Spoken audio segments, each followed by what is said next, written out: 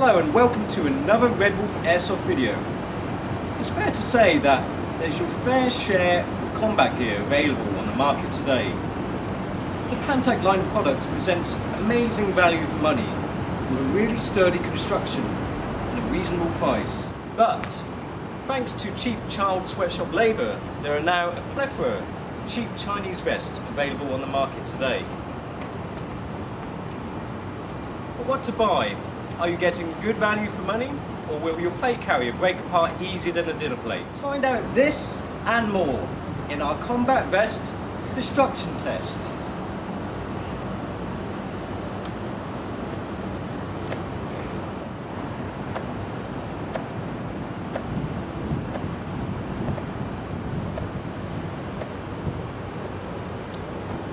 Somebody let me down now. I'm sweating my bollocks off.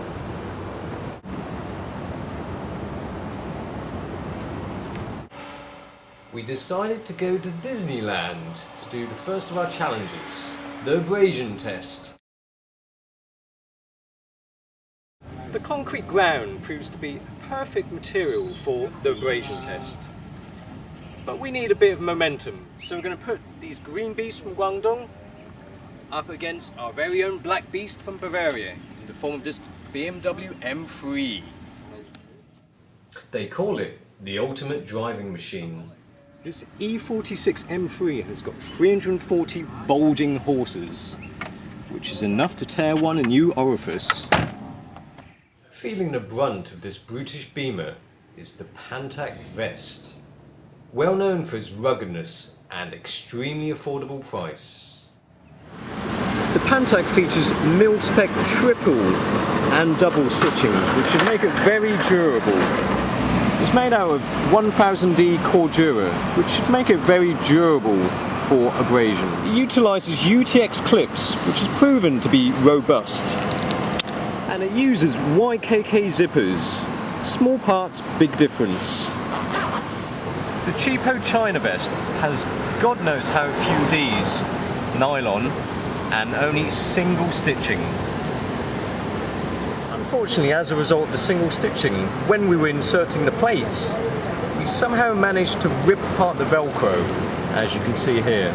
And also somehow the quick release cable snapped in transit. And finally, the clips are not UTX, and I'm not sure if they will hold up. Guiding the way in this beefed up beamer is our very own tame pilot. Some say that he eats 8 BBs for breakfast, yet excretes sweet corn for some reason. Some say he pays my salary. He's called the Wolf Man. And on with the show. To do this test, however, we're going to turn off the electronic gubbins which stop you from driving into a tree. The traction control's off. And off he goes. There's more drag action than a drag queen dinner party. That's some serious abrasion. Run, Forrest, run! Oh dear, it's been run over.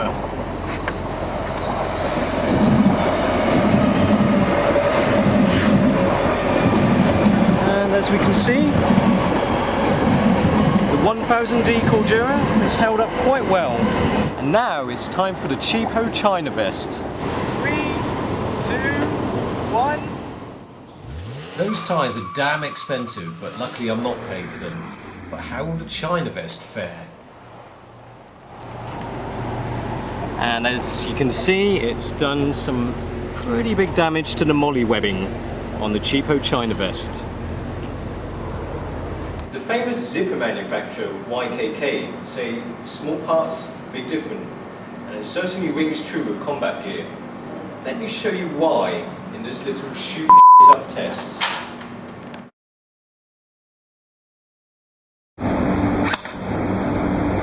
.360 FPS, that's more than enough. First off, we shoot a cheapo China vest from a distance of 2 meters. We filmed it in slow motion so you can see the damage of each shot. As the 6mm plastic BB pounds away at the plastic clips, you can see the damage that is being done to the Chinese-made clip. As you can see, the clip starts to break away fairly quickly and eventually unbuckles completely. In contrast, the Pantac vest uses RWTV clips, which is visibly stronger. Even though it suffers more direct hits than the Chinese-made clip, it's only the weak points of the shell which takes the damage. It keeps taking more and more hits, yet the only damage is to the outer shell. Despite taking 360 FPS head-on, the clip doesn't move and serves its purpose to death's end. After only 24 shots, the China-made clip broke apart completely, whereas the Pantac vest withstood more than 30 hits and still stayed together. In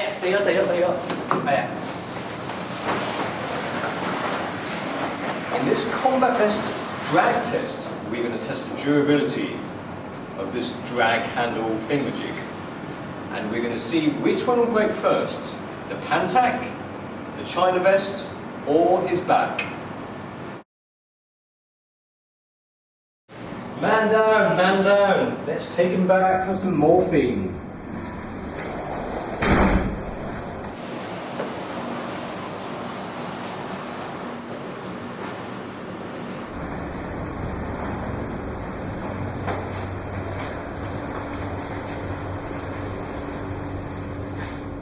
Oh dear, he's been killed several times over. Let's take him back for some go-go juice.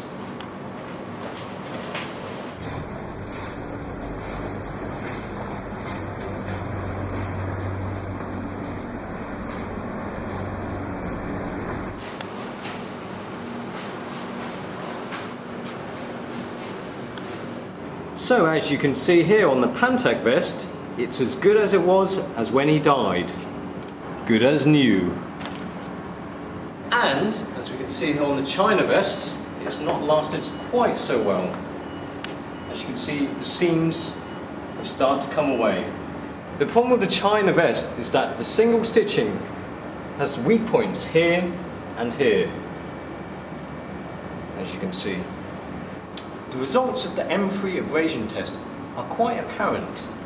As you can see on a cheap China vest, the moly webbing has started to peel off. And there's some serious fraying on the God knows how few D's nylon of the vest. As you can see here, here. Shooting 24 rounds at 360 FPS from a distance of 2 meters completely destroyed the buckle, as you can see here. This side has been completely demolished, and this side's completely missing.